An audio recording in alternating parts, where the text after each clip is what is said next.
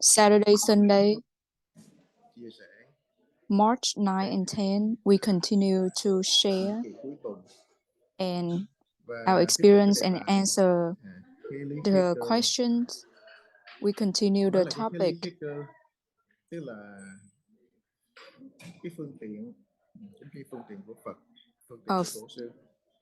of using the skillful means to help the practitioners strengthen their belief in their mind, or to help all the sentient beings to sow the right seed with the right Dharma to reach liberation. Like the Buddha said, Buddhism is non-dualistic, but then he created like 84,000 gates. Those are just skillful means to help sentient beings from the delusion to enlightenment. So to use the right means, the skillful means to give the medicine based on the sickness. So the ultimate vehicle is to bring the practitioners into the prajna.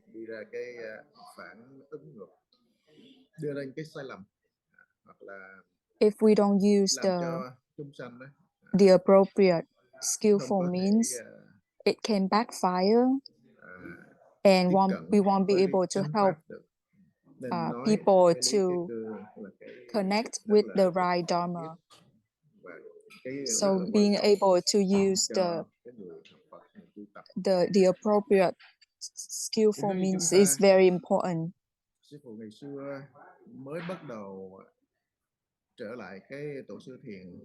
So our former master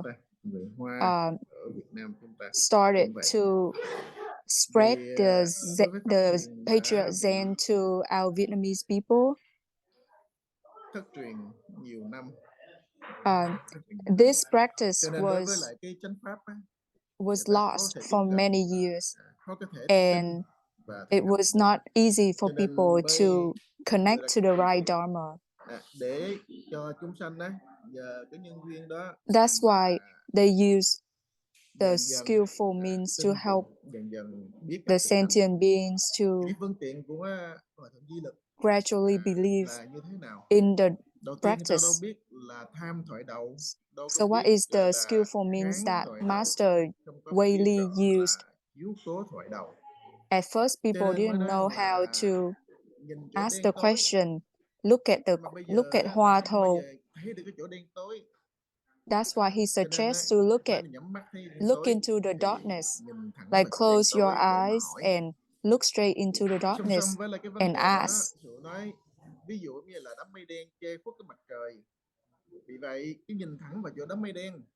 And then that is just like the dark cloud cover up the sun. So they suggest to look at the dark cloud until it is gone, and then the sun will show up. So that the darkness that we were suggested to look at is just represent the unknown, like the stage of not knowing. So that is just a skillful means.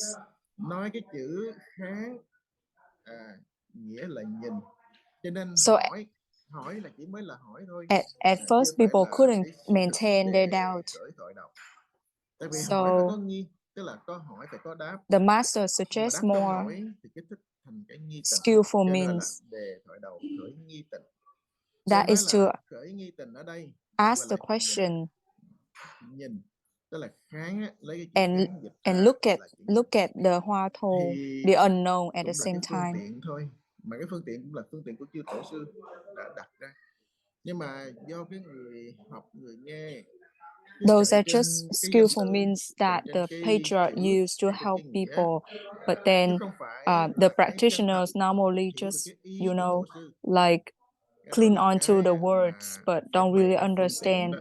their Nên có nhiều meaning. người á có thể dùng được cái phương tiện, thấu được cái phương tiện, Some nhưng có people những was người able bị to những phương tiện use trói, those phương tiện nó skillful buộc means lại, to their cho nên cuối advantage, cùng cũng but không some people có were ngộ được just cái so ý attached của to thiền tri thức, the không thấu được words cái ý của and tổ sư. Nên cái couldn't vấn get đề đó là the cái true meaning of the thiệt patriarch. thòi, cái vấn đề đó là cái And that hay ho. is very Nhưng mà đối với người học thật, không unlucky for phải them. mình á bị kẹt ở nơi đó là mình dừng chân tại chỗ, không But phải á, for us as chưa practitioners, có being thấu được stuck cái phương tiện á thì mình lại into rút like lui, like mà mình phải when we encounter xem obstacles lại or chính mình, being stuck nhìn lại into the chỗ khiếm khuyết words, của mình, or when nhìn we lại chỗ couldn't sai lầm, understand the true chỗ quấy của meaning, mình, we chúng ta hãy shouldn't just let bỏ go. việc quấy á, phải We sửa. just Nếu have mà sửa to lại, ví dụ như một đứa correct học our trò mistakes.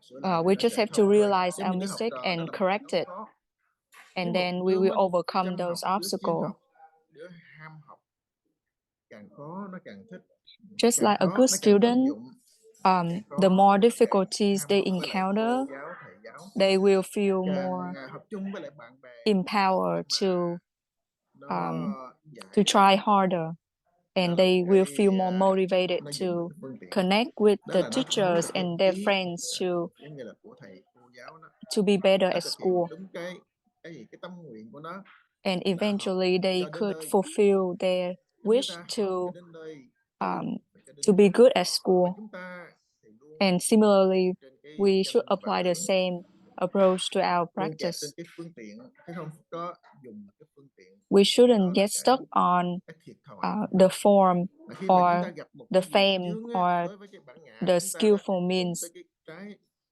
tâm nghịch ý mình á, thì mình thôi lui, thì mình phản ứng, And thì mình sinh sometimes ra tất when cả những we cái bump into the tham sân obstacles, si, sinh ra những we cái start getting mà some reactions, nó nghịch lại với lại cái chánh and pháp, we thì đó là cái quan uẩn. start having Mẹ nói cái khế lý khế greed, cơ, anger, nói là dùng được cái phương and tiện, ignorance, and thì that's đó là very cái phước phần, cũng là cái very trí pity tuệ. for us. Mà Đức Phật đã ví dụ rất if we nhiều trong are kinh able điển, to use the giống như nó skillful làm means tiễn to trong our việc xưa advantage, tử that thi, would be đó là our tác dụng của tiễn. blessings. Nhưng cái tác dụng của bậc trí đó phải phá ngại chấp, đối với chánh pháp là phải phá ngại chấp. So the right Dharma Nếu mà is trên cái vô minh always á, thì leading càng us to càng chấp á, thì cái break away our vô minh ego. á, càng dày đặc. The Từ more we sai cling lầm on đi to đến sai our lầm, ego, từ cái mê muội đi vào cái mê muội, the thì more phải ignorant we nói một become. đời tu quan uổng, And đánh if mất we keep cái chánh nhân, đánh mất cái chánh going duyên, around within that, rồi nhìn nhận sai lầm. we actually Tức wasting our là nhìn nhận time sai lầm như thế on the nào? practice. Mình cho cái đó là chánh pháp, giống như Đức Phật nói nhận giặc làm con, chứ không phải And là sometimes we nhận theo have cái bát nhã, hay là ôm the đá wrong mà view, bỏ ngọc, and đó we là cái sai mistaken lầm. Mà cái sự tham học the của chúng ta, wrong way of tham học practice đó as là the làm right sao Dharma. loại bỏ cái sai lầm. Sự tham học, sự tu tập chúng ta làm So sao vận dụng đúng cái phương we tiện, have to continue làm to sao mà practice chúng to ta correct our có mistake thể thực and hành to cái chánh pháp, lấy cái use the right phá ngã Dharma chấp and làm chuẩn, apply it the right đó way mới là to đúng phương tiện, cũng gọi là khế lý khế cơ. break away Hai from chữ khế lý our khế cơ ego.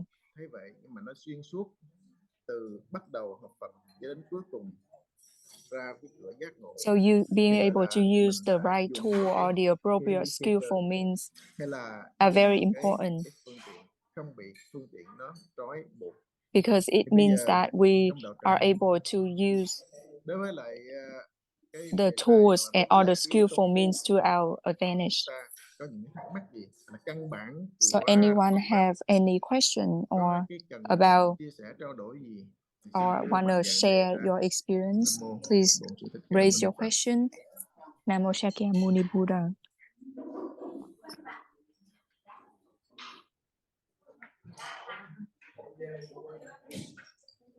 Dạ. muốn hỏi đây nó trùng bước ra ngoài.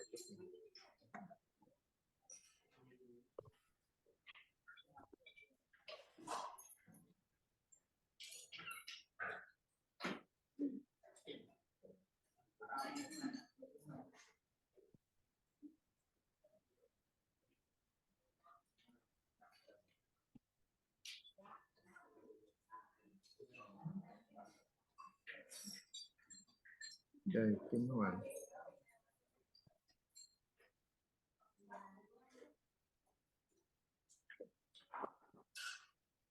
Mở cái mic lên. Dạ alo. Kim Hoàng, please. Dạ, Nam mô Bổn Sư Thích Ca Mâu Ni Nam mô Phật. Shakyamuni Buddha.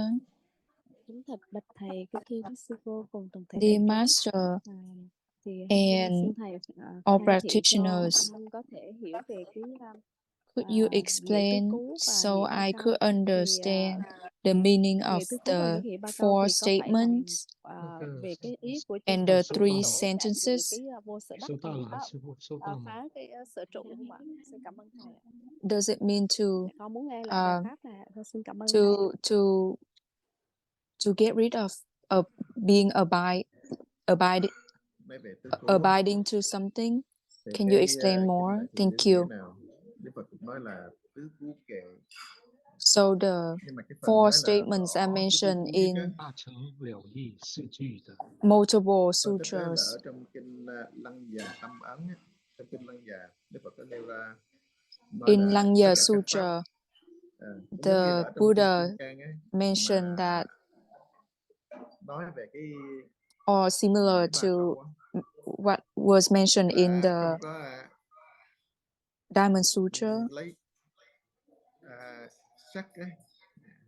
The meaning of the three senses is lấy tâm tụ thân sắc, lấy sắc để mà trụ, lấy thân hương vị xúc thịt mà trụ, ưng vô sở trụ sanh kỳ tâm.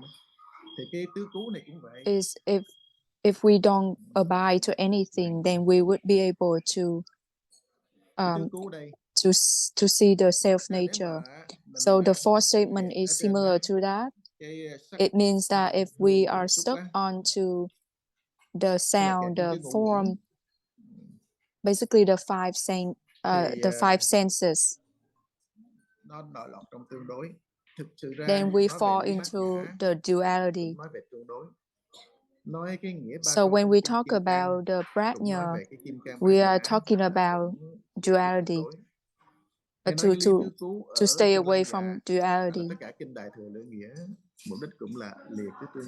Or when we even talk about the four statements in any of the sutra, the goal is to tell us to stay away from duality.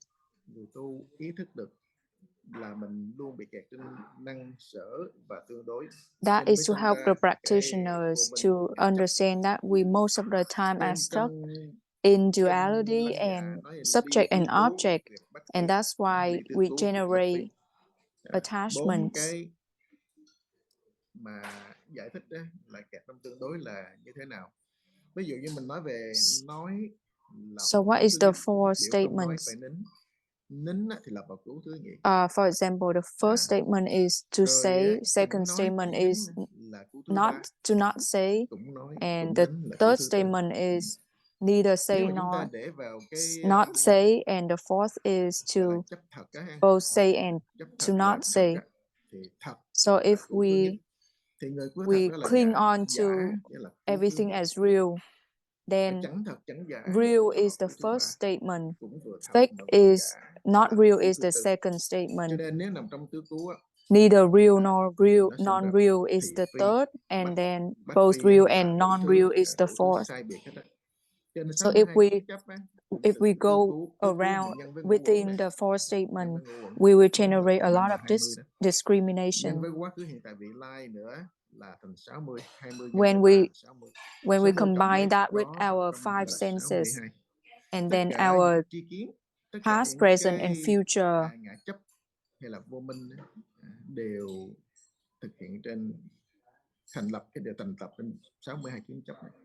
it will lead to attachment and ignorance. sắc với không đó. Tức là giống như trong Bát Nhã Tâm Kinh đó, sắc bất dị không không. Like when, like in the Heart Thọ tưởng hành Sutra, thức diệt phục như thế, thọ bất dị không talking không, bất dị about thọ, tức là cái ngũ uẩn. the forms Nói lý is the Bát Nhã same. là The five bất senses nhị, is ngũ uẩn với là cái no không different là from bất nhị. emptiness.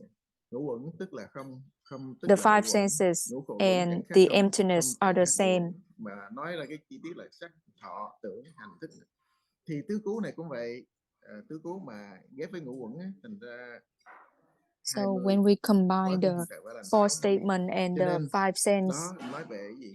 Nói về cái and ngã the chấp, three nói về cái times vô past, minh. future, and Nói là cái nghĩa ba câu cũng vậy nữa, present, ba câu. we're actually talking Tức about the là attachment and the bất ưng ignorance. trụ sắc sanh tâm á, không nên trụ ở nơi sắc thanh hương vị How xúc about pháp the sanh three tâm, ưng vô sentences? sở trụ như sanh It's tâm. similar. Nếu mà mình cứ It's có actually what they're trying to coi như say là cái is if we ngã don't và cái sở hữu ngã abide to trên cái anything, then uẩn we ngã will be able thì to cuối see cùng cũng our là nature. nằm trong tương đối.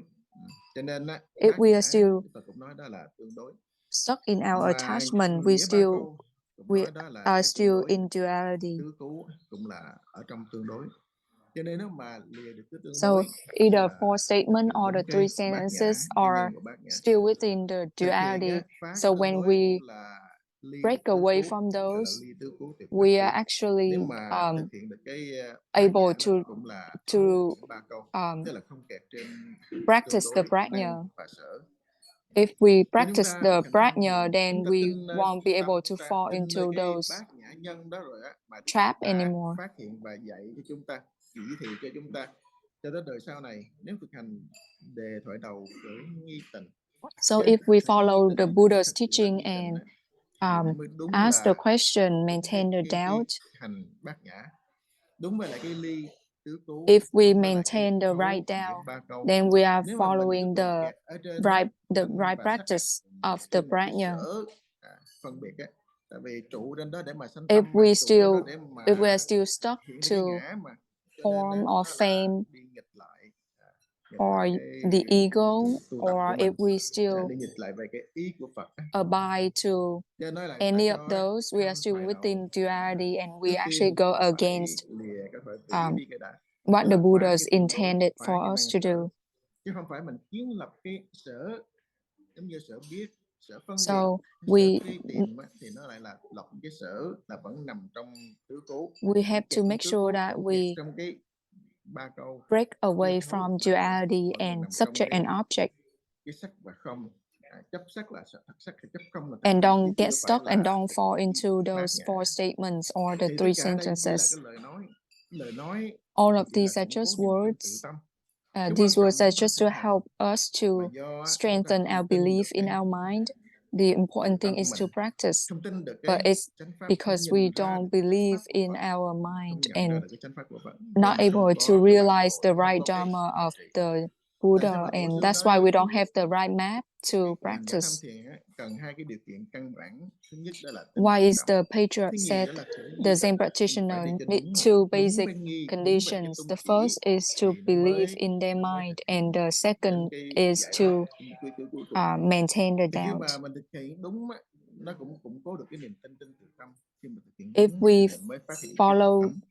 Còn nếu the mình thực hiện teachings, sai then thì giống như là we dẫn will dắt be làm able con, to chứ không phải là strengthen đúng our tự tâm. belief, and we'll Cho be nên able to maintain our doubt cái bát nhã and cũng như able cái to gương soi realize lại chúng ta. our nature. Cái tứ So cố the đó, nó prajna là is like a cái để mà mirror chúng ta for us to hình check on dung lại cái ourselves. hành trình sự The tu tập four và tin statements tự tâm của is mình. something for us Luôn to cả cái nghĩa ba câu look back trong kinh Trang cũng on vậy. our Đó là ba cái practice khía cạnh. and Nói một thì reflect mình không on học it. được, nói hai cũng giống như là muốn diễn tả cái mặt trời, nói mặt trời tròn không á thì đủ thứ vật tròn mình khó có thể hình dung được, có thể tin được. Cho nên á, nói không những tròn còn nóng nữa, đưa thêm một cái Just like if we trời tròn describe the sun, để mà khi whether mình we ngộ say the mình sun mở is con mắt mình ra, mình round mắt biết or is mặt hot, trời như vậy. Mà không những tròn nóng mà còn and có ánh trying to sáng nữa. describe as much as we Vâng, can, is đó là still cái not tâm huyết, đó là cái helpful mà for vừa mắt someone sáng. to Thế understand là how the Đức sun Phật, looks like. Tổ They sư have to, vì lòng từ bi only the chỉ cho people chúng with ta. the Chúng ta không phải bright là eyes cái will be lời able bài to chỉ hiểu giải thích see cho how chúng the con sun từng lời is nói, like. mà phải ngộ tự tánh.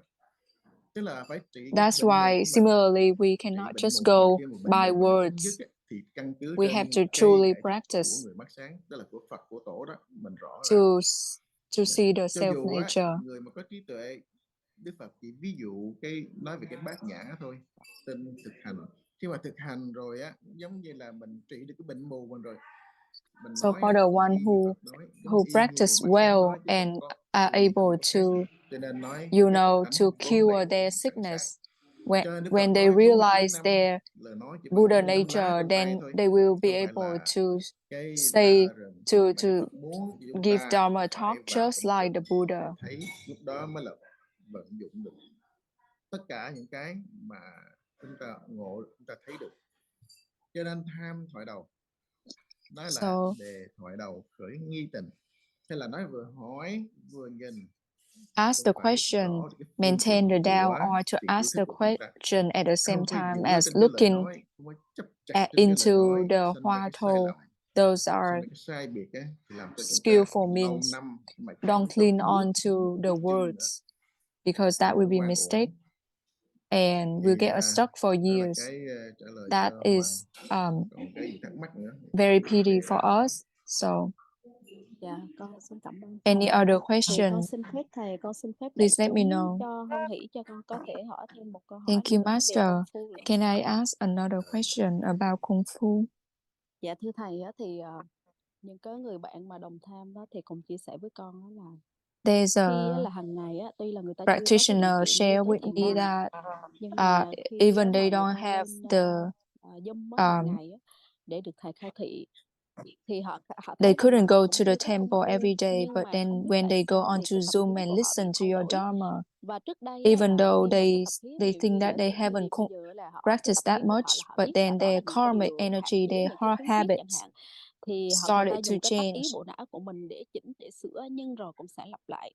Tuy nhiên And they thì khi noticed thực that hành pháp some of môn có their nghĩa là, bad nhưng mà người ta nói habits, là vẫn they chưa, were có nghĩa là able chỉ to nghe giống use hàng their ngày và được mind thầy to khai thị chỉnh their sửa brain thôi, to còn người ta control. vẫn chưa có sự thực sự khởi động. However, Tuy nhiên không biết là over tại sao mà time, tự nhiên người ta those thấy bad rằng là cái tập habits khí người start ta to thay come đổi back, chính bản thân họ, họ cũng không thể dùng cái tác ý bộ and não mà bản thân they họ cảm thấy sự they thay keep đổi tập khí một cách rất là wondering, tự like nhiên. even though they Thì haven't vậy thì practiced thầy and cũng just thường go khai on thị to dạy cho Zoom tụi and con về listen to your chăm Dharma nghi, talk, có nghĩa là their vô tình là habits không năng không sợ. start to Vậy change thì những cái even trường hợp này when they xin thầy don't even khai use thị their và giải brain thích to rõ suppress those để cho bad con có thể, habits. cũng như những cái bạn đồng tham có thể tham học mà xem thử là cái cách thực hành công phu, cũng Could giống you như là explain more cái việc vận dụng cái công phu trong cái cuộc sống, và nó có thực how sự cái to diệu dụng khi mà mình apply không có thấy our được và tác practice ý in về our công phu daily của mình lives, không ạ? Con xin cảm ơn thầy. or and then explain more Cái vấn about đề the này right cũng là doubt cái đặc as biệt well. á. Thank you so Nếu mà much. nói á, thì thiện tri thức của chúng ta thì nói chúng ta đó là huệ căn, người đã có huệ Our căn. wise teacher normally say Nhưng mà nói mention ra this do ta as không có sở cầu, không có sở they động, have sợ, không có ngã chấp ở trong the đó. wisdom Ví dụ như cái capacity. này nó vui nè,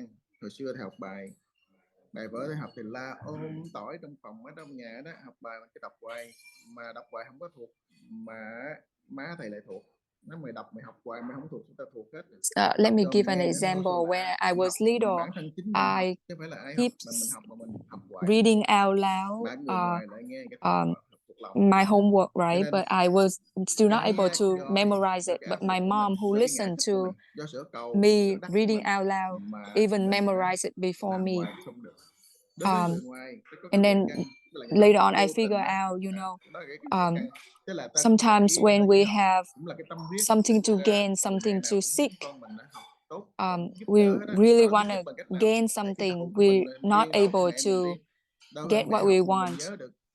But Nhưng for mà someone mình học else who don't really đọc like mẹ have mình nghe nhiều, ta anything nhớ to hơn trước mình, gain, thuộc like trước they mình. don't have, Đó là cái you know, cái gì? they don't Không có feel the sở cầu, greed không có to sở have đắc, to không có bị áp get lực, không có something. bị Then they tất don't cả feel the những cái pressure, nó ảnh and hưởng. they just Thì cũng trên cái naturally ví dụ đó, get chúng the ta tham things thiền, that chúng ta we nghe want to pháp, get. cái chúng ta nghe, nhưng We, mà we ta học say that á, they giống have như the gánh thêm một wisdom gánh nặng của mình. capacity. Trong khi đó người ngoài ta không phải là ta gánh, So mà ta lại nghe. just like we Tận dụng the vô one who tình thôi, practice, cũng là right? cái We gọi là cái listen huệ and then căn we ta practice, có. and we Tại sometimes we nhiều việc pressure on nghe không phải là ourselves to dễ. be able to Hồi improve, xưa right? khi But mà for some nói reason we could học not pháp improve. này But for thường someone tâm nghe Phật outside who Bồ don't Tát even không practice, tin nữa, but then thì they listen sao to the mà talk, mình có thể nghe, they tiếp nhận. they don't pressure themselves to have to Thành ra chúng gain ta anything, giống như and luật Phật dạy suddenly they nói are là able đến to phải nghe được cái đại pháp này phải nói to nhiều benefit from phúc đức the từ Dharma talk. vô lượng kiếp. Hoặc là And chúng ta that's từng why gặp một they bậc said nào á, trong if quá khứ we nhiều kiếp rồi, we are từng very tụng hoa, blessed hay là đảnh lễ, to hay làm tháp Phật, be able to hear vô tình á, the Dharma mà talk được on cái this nhân duyên này. practice. Chứ không It's phải là đơn because we giản. have a lot Thì of có khi good mình á, cause mình and do we cái sở cầu, plant cái a lot đức of của mình, great seeds cái in ngã many chấp của mình, past cho nên lives. á, mình tu. That's Nhưng why mà we tu are ra, able to thay vì người ta tu là ta buông xuống được cái chấp tâm cái gánh connect nặng, mình lại and gánh thêm một gánh nữa, listen cho to nó nặng nề thêm, cho nên đi nó càng the ngày talk. trì trệ thêm. Nhưng mà rồi á, tiếp tiếp cái công của mình gánh, tiếp cái công của mình á, mang đi một đoạn đường này, muốn mang đi tiếp, mang đến cuối cùng á, mà thực sự ra cái đó là cái dạy. So for us, sometimes when we practice, we cling on to the words too much, right? We fear that if we let go of the words, then we're gonna waste the teaching, and we keep wanting to carry it more and more. But that is not good for us. Like the Buddha has an example about two people going into the forest to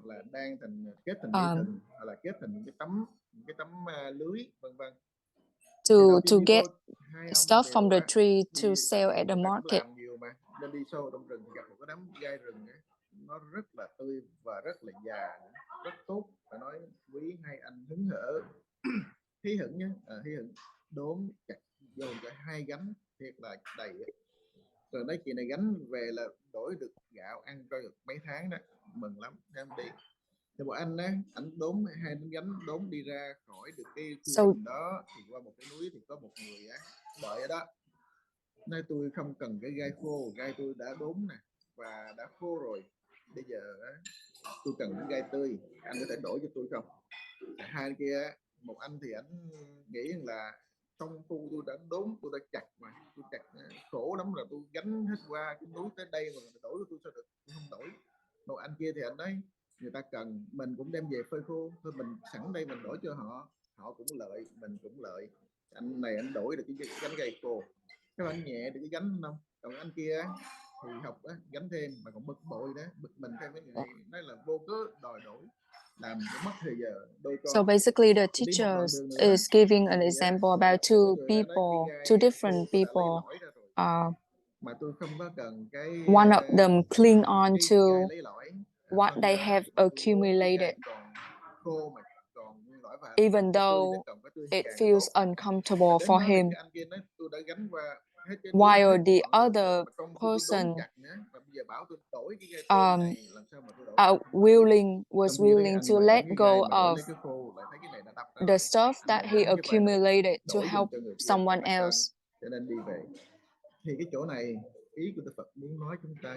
And the Buddha, what the Buddha is trying to say is, when we practice, if we don't have the mind of wanting to gain or something or to seek something, then it's easier for us to connect with the right Dharma. But if we have always have something to gain and seek, even if we close to the Dharma, we still cannot connect to it. Không phải là vợ tu dục cho chồng, nhưng mà về vợ thì đem về nghe, mở trong nhà mẹ nghe mà không hiểu, mà ông chồng lại ứng dụng được. And that's why some people, even though they practice a lot, they still cannot apply the practice in their life, while the one who doesn't practice are actually able to connect and understand and apply the Dharma. It's because the one who try to practice too much have something to seek and gain, while the other one doesn't have that attachment, and because the other one have the wisdom capacity. Thạo luôn, thông thạo luôn, lên ngũ tổ thường xuyên để học pháp, tỉnh pháp, nhưng mà ông không có hội được cái ý tổ. Trong khi đó Huệ năng chỉ đến nó nghe tụng kinh Kim Cang một lần, tự nhiên thấy thấu được cái ý của Phật, mới hỏi kinh này ai nói và ai đang giảng dạy. And the teacher also mentioned about the platform sutra, about the sixth patriarch.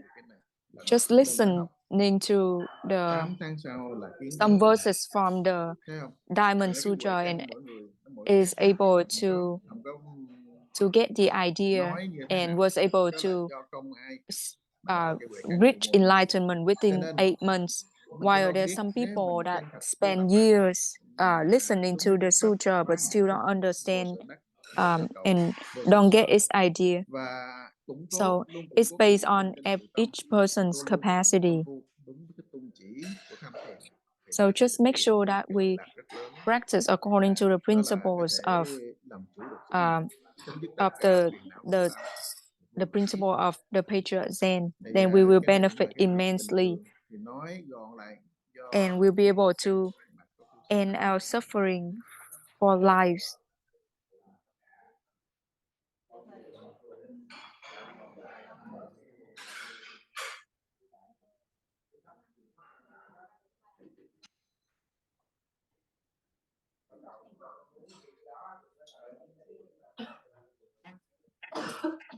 Dạ Nam mô Bổn Sư Thích Ca Mâu Ni Phật.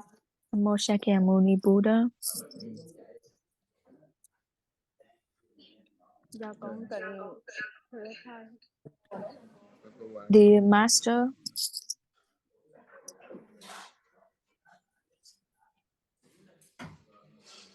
Dạ Nam mô Bổn Sư Thích Ca Mâu Ni Phật. Dạ con Namo kính thưa Shakyamuni thầy. Buddha, dear Dạ Master, quý sư cô công đại chúng. and all Dạ thưa thầy. practitioners. Dạ, xin thầy khai thị và chỉ dạy cho mẹ con biết cái pháp để mà tu tập ạ. Could Dạ con xin you cảm ơn thầy.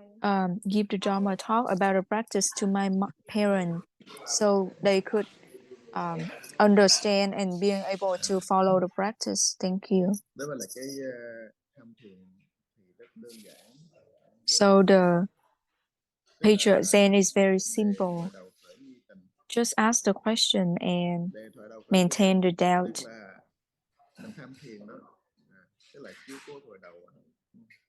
It also means to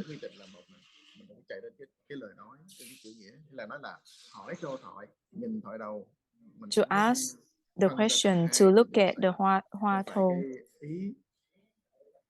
Của cái người dạy mình, ý của thiện tri thức mà hay là ý của tổ sư ấy, mà đó là cái phương tiện để giúp chúng ta có thể dần thuần thục trong cái sự công phu tu tập.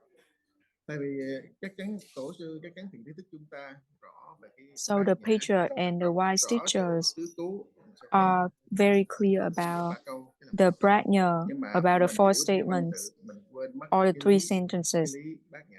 But we normally just cling onto the words, and therefore we practice the wrong way. We sometimes just cling onto our wrong view and not able to see far or see the big picture. And that's why we couldn't break away from our ego, but keep clinging on to our wrong view and create lots of mistakes. So the patriarch Zen is very simple, very easy. It doesn't matter whether you old or young, or a female or male, whether you smart or not. It doesn't matter. You are all qualified to practice. The Buddha nature is us. It's non-dualistic. Everyone might be different visually, but their Buddha nature is the same. If we believe in our own mind and believe in our Buddha nature, then we will be able to practice well.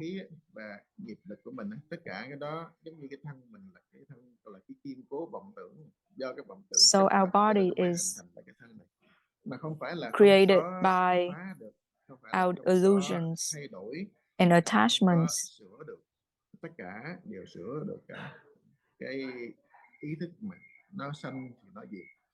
Everything could be changed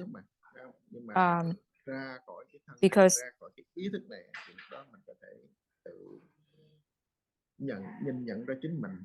if we break away from our body and from our consciousness, then we will be able to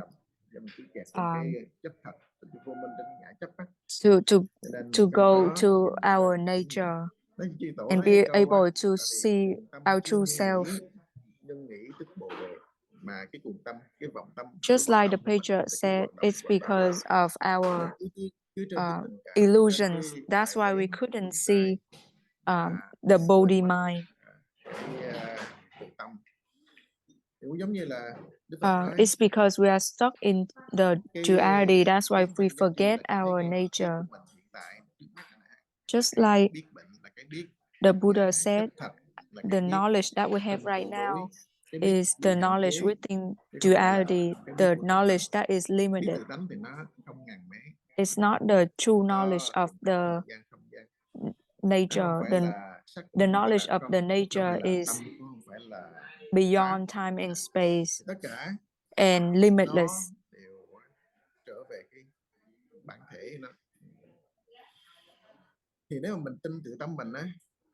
If we believe in our nature, then we will be able to realize our self-nature based on our practice. Right now, it's because we are limited by our wrong view and illusions. That's why it creates the world around us.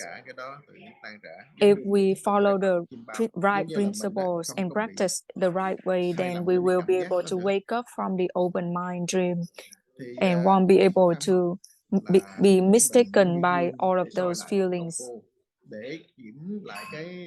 The practice is like a mirror for us to reflect on ourselves, to correct our mistakes, correct our practice, to get it to improve, to get it improved. Tâm mình đó, nó còn khó hơn gì nữa. Uống nhưng mà có cái phương pháp tham thiền á, thì tham thiền là lửa, còn cái tham vấn trở về cái niềm tin tự tâm, đó là cái mình uống mình bể đó.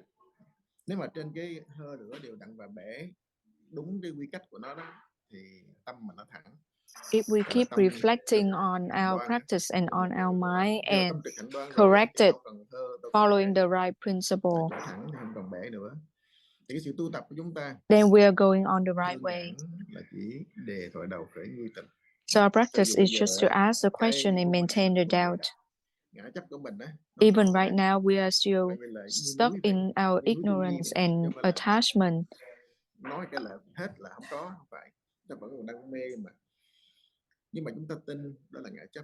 But if we believe that those are sufferings, those are illusions, tại vì mình có sống và thể nghiệm trên đó mà, chứ làm sao mà không có đâu. Mà do cái vô minh của mình á, mình cứ quên và mình cứ tiếp tục vô minh, đi vào vô minh, chứ không có con đường để mà ra khỏi vô minh. Thì mình tin với vô minh và mình nhận ra cái bản tâm của mình thì ứng dụng trên cái sự đối với chánh pháp của Phật, không có cái pháp we nào có thể believe phá in cái our nature chấp đó bằng cái chánh pháp của Phật cả. Tại chánh pháp của Phật là phá ngã and chấp, believe in the practice, then eventually we will be able to break away from the ego. So this practice will help us break away from that ignorance and delusion. So the right Dharma is to just ask the question and maintain the doubt. For example, where did we come from?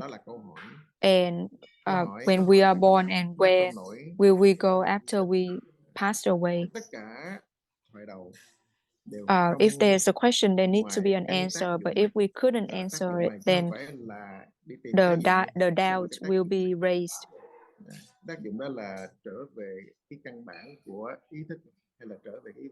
So the purpose of the question is to help us to return to the origin of the consciousness. Từ căn bản của ngã chấp mới sinh ra đủ thứ ngã chấp, từ dày cho đến mỏng, từ thô đến tế, tất cả từ đó ra trở về căn bản cũng là ý đó, nghĩa đó. So if we are able to go back to the origin, chính cái nhi tình mới đưa chúng ta về căn bản. The doubt help bring us back to the basic, to the origin. The doubt is non-abiding. is the cause of the prajna. It doesn't have, it is not within duality. It is not subject and object. Mình chấp nặng thêm, thì còn này là nó vơi thêm ra bớt đó. Nếu mình đi đúng với lại cái chánh pháp của Phật là phá ngại chấp, thì cái đó là đang trên cái gì gọi là phá ngại chấp, chứ không có cái gì. Then we are on the way to phải là phá, mà là đè nén thôi. Break away from our ego. Những nó không có cái đúng tốt, cái bớt. We shouldn't be suppressing our attachment, because it will backfire on us and it will grow even stronger. And that's not following the right Dharma. Here the right Dharma is to break away from it, break free from that attachment. To ask the question, where did I come from, where I was born, and where we'll go after death? There's a person asking someone, you practice for years, what do you see?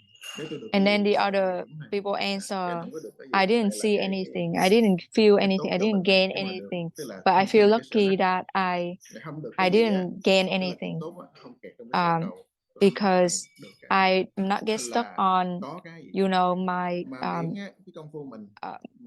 my greed. I'm not get stuck on my wanting to gain something.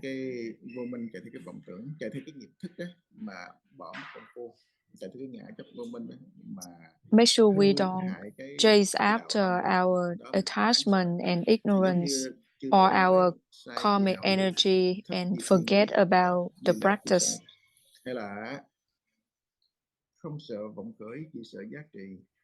Just like the Patriot said, we're not worried about the illusion arising. We just worry about we realize it too late. It's lucky that there's still one right Dharma, there's still the Zen Patriot, the Patriot Zen. For us to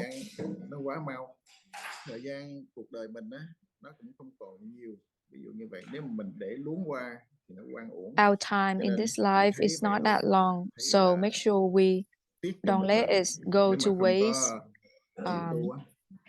If we don't practice, we are wasting this lifetime.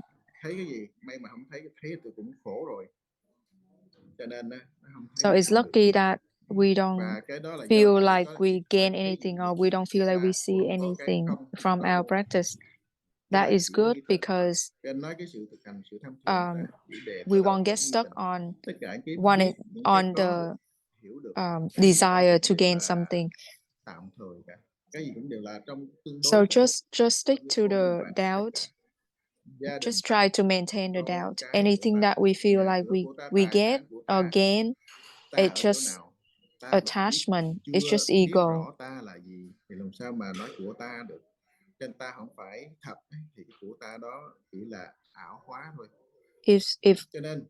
If we are not real, then anything belong to us is also not real. That's why the Bodhisattva was taught that we have to regard all the men as our father and all the women as our mothers. All sentient beings are our parents. They either was someone who gave birth to us in another life. When the Buddha passed by a bunch of skeletons, he shed some tears because he said, these are from my parents throughout many lives. And he was talking about the sufferings from countless lives due to the ignorance and due to our attached to love thì chúng ta đã đổ if tất we cả cha can mẹ break mình. away from the Do ignorance đó mà and cha mẹ trong một the đời, attachment to cha mẹ love, trong we vô lượng actually đời, để and mình reach enlightenment, làm we sao thức actually tỉnh are cái helping bao. our Đó mới ước parents là cái đại from hiếu, multiple chứ lives. không phải đền ơn So cha mẹ being trong able một to đời, awake một from kiếp này. the Nếu trong dream một đời một kiếp is này thì vô cái to đường kiếp, vô is đường đời trước is the ai ở right đây, way mà to trong khi đó chưa chắc là mình có hiếu trong đó. Nếu mình ngỗ pay nghịch, mình to mất pay hiếu trong back đó to thì phải our trả cho hết. parents Cho nên from multiple cái lives. mà phá được cái vô minh ngã chấp á, đó mới là cái thực sự giúp cho mình, So giúp being cho các able bạn. to break Thì away cái from đó our mới là ego đúng là and cái đại ignorance hiếu is mà the right way to help cái ourselves and to help all phương tiện sentient để beings. mà dạy chúng ta tu tập á. Đó là cái That is the principles khí lý and khí the cơ, cái phương skillful tiện means chúng ta that thể the nhập Buddha vào used tự to tánh vậy. help us to practice.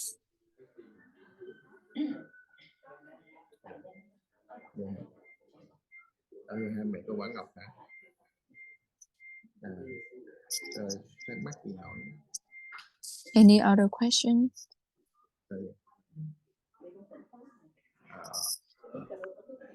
Nó nói lớn thì đây nghe được.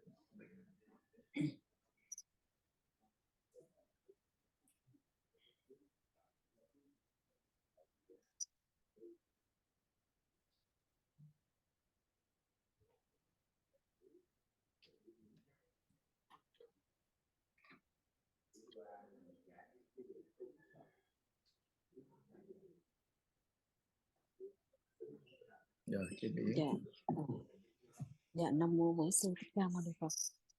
Nam mô Shakyamuni Buddha, Cùng thầy đại chúng. the masters and teachers and all practitioners. Con xin thầy khai thị cho con về cái chỗ Could you công phu trong cuộc sống hàng ngày. explain about how to apply to the practice to our everyday lives? Thì có các thiện tri thức. When we practice in at the temple, there are wise teachers and other co-practitioners. It's a very good environment for us to improve our practice. However, during our daily lives, không phải lúc nào mình cũng khởi được cái niệm thống thiết sanh tử để mình we're not always able to đề câu thoại khởi nghi tình.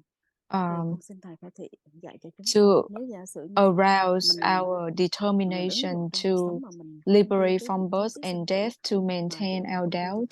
Thì mình phải làm như thế nào để cho mình có thể là mình có thể là dưỡng cái công phu của mình. Could you help us how to maintain that determination to liberate from birth and death so we can maintain the practice? Cái sự tu tập ấy, là phải gieo đúng cái chánh nhân. So for the practice, we have to sow the right seed. Là phải gieo cái chánh pháp ở trong tâm mình ấy. For Buddhism is to sow the right seed for the right Dharma in our mind. That could not be forced. So for all the practitioners that come to the temple or come to the practice, they actually already sow the right seed. Even though they don't understand anything, they actually already still sow the right seed. Those are the cause to become Buddha in the future. We could not force anyone to enter the right Dharma. That person have to open their mind, open their heart to be able to enter the practice. Có nước á, thì mình mới thấy bóng trăng đó. 100 mấy chén mình thấy 100 bóng trăng. 1000 cái chén có 1000 cái bóng trăng. Còn nếu mà cái chén mình phải đều có 1000 chén có nước hết á. Còn có một cái chén không có nước thì đâu có thấy trăng. Tâm của chúng ta cũng vậy. Nếu chúng ta đã gieo trồng á, có cái mở, có cái cởi mở, cái tiếp nhận á, thì tự nhiên chánh pháp sẽ đến thôi. If we already sow the seed and if we open our heart, then không có lòng thì không có thể naturally cảm nhận được. we will be able to Cái connect chỗ này and feel the đối với right cha, Dharma. đối với mẹ, đối với người thân, hay là đối với chúng sinh đều là như vậy. Trên ngày xưa chư tổ So không có duyên, tổ không có làm gì được, Phật cũng không làm gì được. Tổ, Phật just like in the past, if không có duyên, the đó là bị đuôi điếc, the right time and the conditions are not there, then even the patriarch or the Buddha couldn't help. Đó là cái nhân duyên. So it all depends on the conditions. However, as long as we are close to the three jewels, we actually sow the right seed. That's why the patriarch always encourage us to stick to the Sangha, because being close to the Sangha, we actually sow the right seed, and then gradually, eventually, we will be able to be successful. Nó cứ giống như nó cứ bàn ra không, là bàn miết, ở cuối cùng chánh pháp mất tiêu, không còn phải là chánh pháp nữa, bởi vì cái vô minh và ngã chấp. Nhưng mà ở trên nó đã nghe ở trong tâm rồi, đã có cái niệm đó, cái nhân đó có rồi, thì một ngày nào đó So as long as that seed is sown, even if we make mistakes and go such a long way, but then one day we will be able to connect with the right Dharma and understand the Buddha's meaning. So don't worry about it. Just make sure that we ourselves practice diligently. That is the best way to spread the Dharma.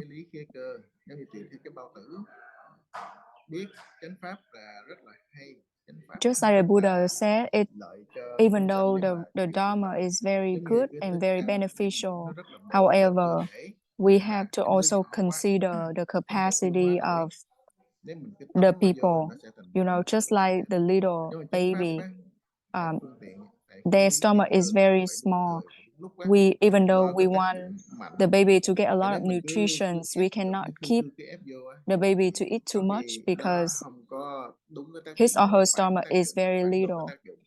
It's just so same thing, you know, we cannot force someone to enter the Dharma. It has to come to the right time and conditions and based on their capacity, or else it's gonna backfire.